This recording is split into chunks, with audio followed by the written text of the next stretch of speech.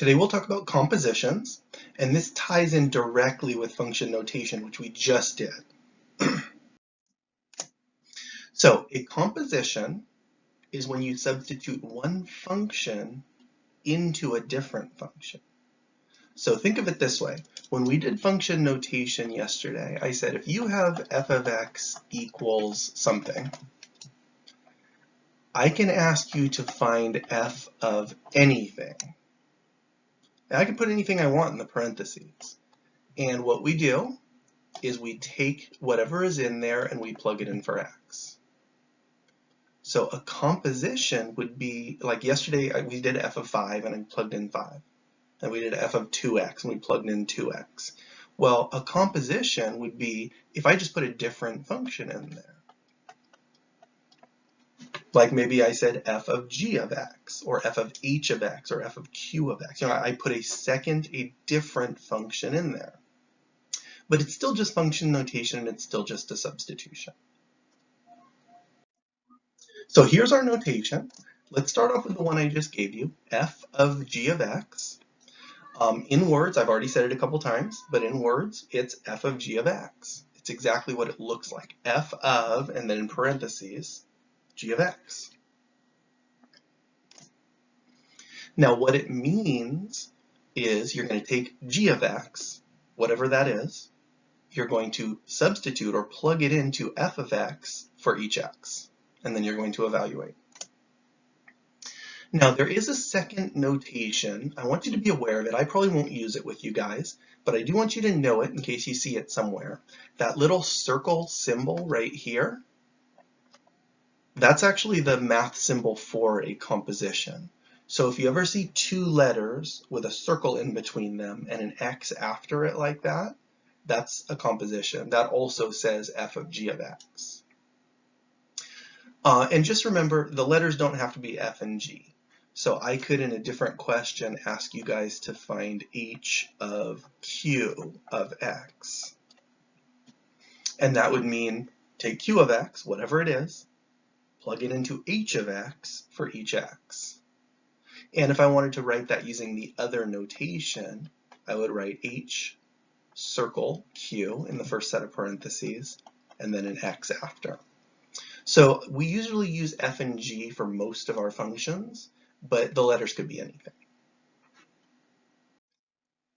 All right, one last little hint for you guys before we do our example for today. If you take the second function from the composition and you just rewrite it as its equation part, what it does is it takes this question and it turns into something we just did. And this is what I mean by that. Let's take that one I just talked about. Let's say I was asking you guys to find h of q of x. And you were thinking like, oh, that's so confusing. Which function do I plug into which one or whatever? Well, let's say you look back in the problem up at the directions, and up here it says q of x equals 2x plus 1.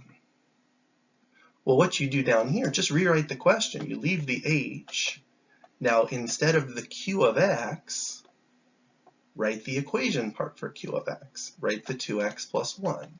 Because those are the same. Q of x equals 2 plus 1. That's just a substitution. It says it right there. So now it's h of 2x plus 1, and that's what I was saying. That's a problem we just did in function notation. So let's use this little trick, this method, for this example here.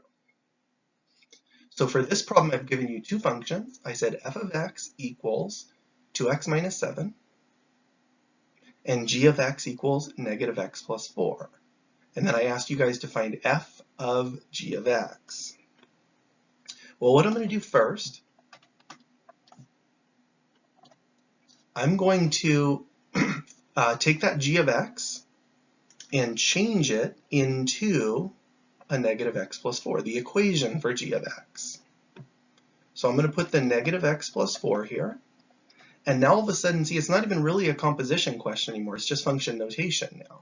Now I'm asking you to find f of negative x plus 4, which is just like the questions we did last day of notes. So let's do it that way. My f of x from the question is 2x minus 7.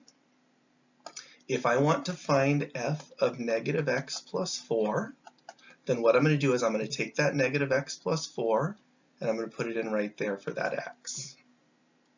So I'll leave the 2. I'll change the x into negative x plus 4, that's a substitution, and I'll leave the minus 7. Now to finish the question, I'll distribute the 2. I get negative 2x and plus 8, positive 8, and then we still have that minus 7 on the end. So for my final answer, I'll write it off to the side here, we'll leave the negative 2x. Positive 8 minus 7 would be positive 1. So for my final answer, I have negative 2x plus 1. So again, when you look at this, you might think to yourself, that looks confusing to me. But if you take this one little extra step and just rewrite it, take the second function, the one that's inside the parentheses, rewrite it as its equation part, all of a sudden it's the same problem we just did. It's function notation. It's plugging negative x plus 4 into f of x for x and then simplify.